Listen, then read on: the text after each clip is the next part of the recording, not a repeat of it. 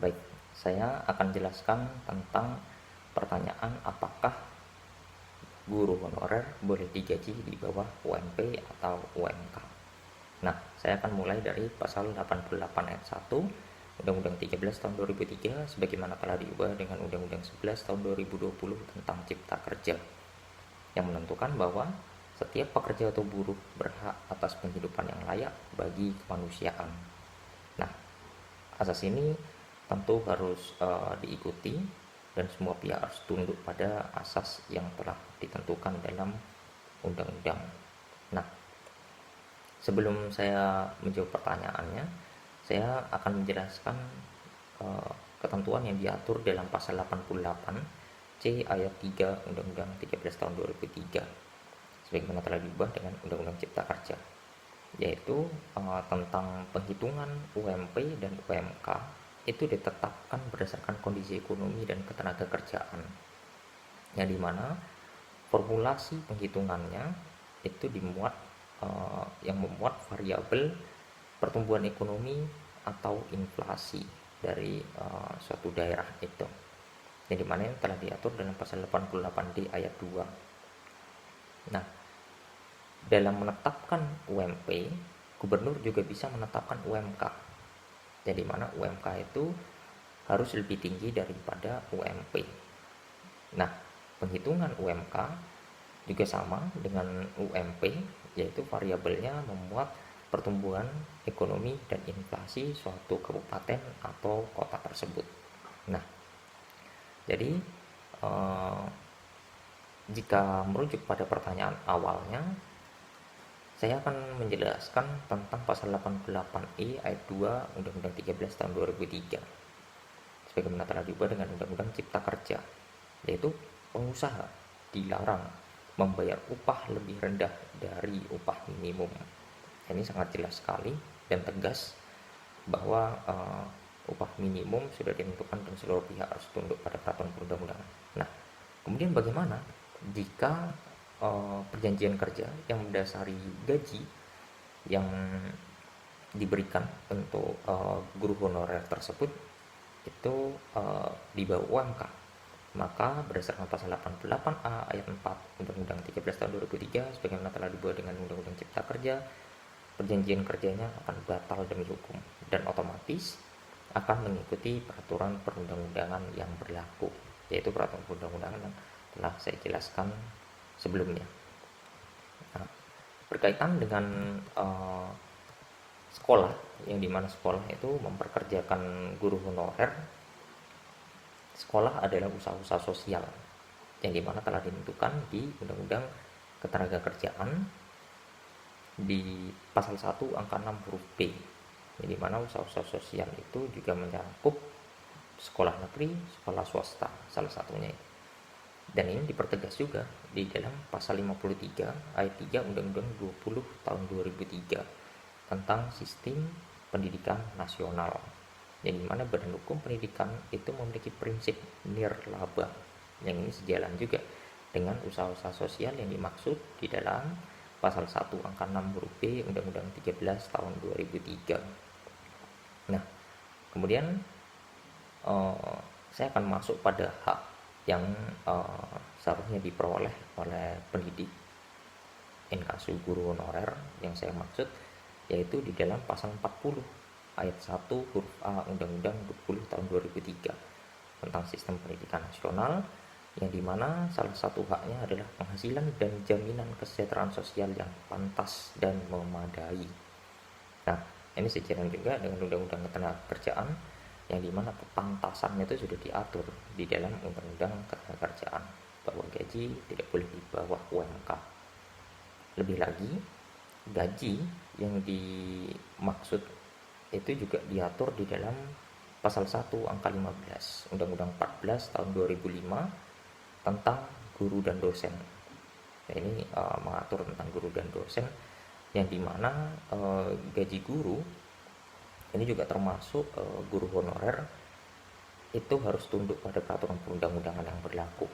Nah, peraturan perundang-undangan yang berlaku, kalau saya tadi jelaskan lex generalisnya, ini saya akan jelaskan lex spesialisnya.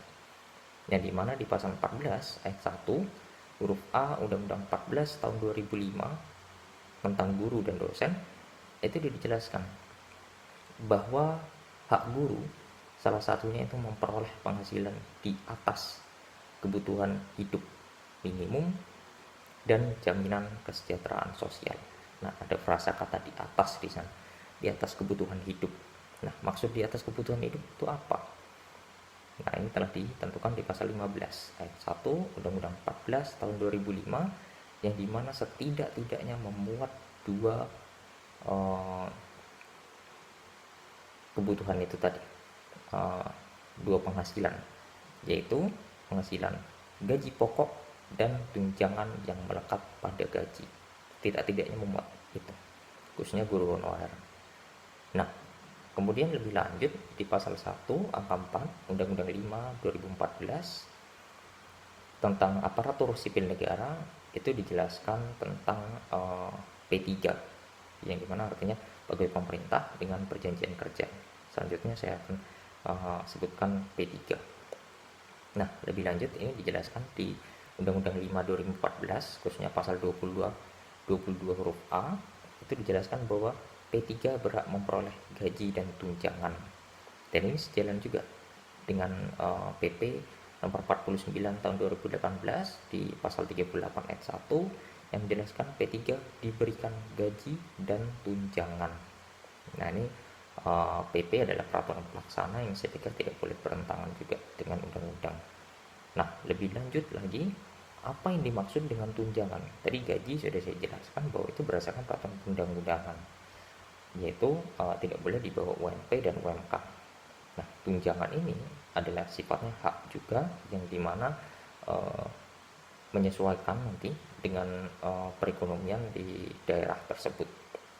Tapi setidak-tidaknya tunjangan itu memuat 4 hal, yaitu diatur di dalam pasal 4 ayat 2 Perpres nomor 98 tahun 2020 tentang gaji dan tunjangan P3, yang dimana 4 hal tunjangan itu memuat tunjangan keluarga, tunjangan pangan, tunjangan jabatan struktural, dan tunjangan jabatan fungsional. Yang kelima, tunjangan lainnya. Jadi di dalam tunjangan itu setidak-tidaknya memuat 4 hal itu tadi. Yang dimana tadi sudah dijelaskan di PP 49 tahun 2018 tentang manajemen P3, kemudian lebih lanjut lagi di Perpres 98 tahun 2020 tentang gaji dan tunjangan P3. Nah, saya akan masuk pada bagaimana penyelesaian jika gaji yang diterima setidak-tidaknya gaji. Tadi saya sudah jelaskan soal gaji dan tunjangan. Setidak-tidaknya soal gaji yang tidak sesuai dengan peraturan perundang-undangan. Penyelesaiannya bisa dilakukan dengan 2 cara, yaitu pertama jalan perdata dan jalan pidana. Jadi mana jalan perdata telah ditentukan di dalam Undang-Undang Nomor 2 tahun 2004 tentang perselisihan hubungan industrial, yang dimana diatur ada 3 tahap utama, 3 tahap umum yang harus dilalui oleh kedua belah pihak yang berselisih, yaitu bipartit, tripartit, dan gugatan ke pengadilan hubungan industrial.